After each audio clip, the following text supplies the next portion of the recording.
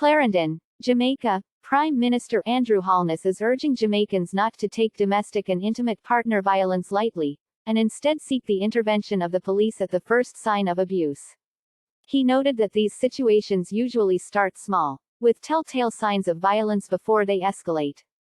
Once you start to see them using violence and physical force as a means of resolving conflicts, don't just say, "him aggressive," and just write it off, he said, labeling such behavior as an illness that needs to be treated.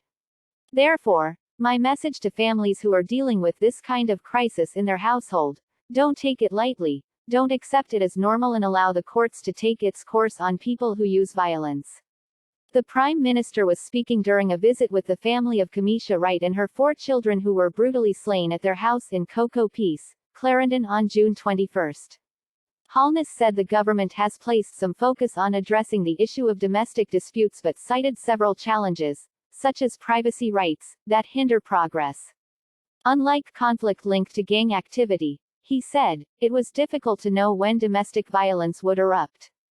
It's very difficult to predict when it is going to happen, as opposed to gangs, in which case, you have an idea where they are operating and where the conflict is, and we will preposition resources there to treat with that. It would be very difficult to predict and preposition resources for a gruesome act such as this, but there are lessons we need to learn about how to treat this type of violence, he said. We have become numb in some instances and we have grown to accept violence, so we don't see violent behavior as abnormal.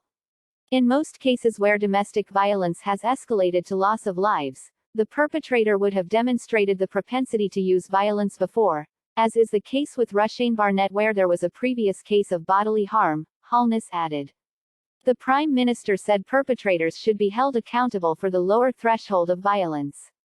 Otherwise, he argued, they may easily escalate because of the view that there is no consequence for using violence to solve issues they face.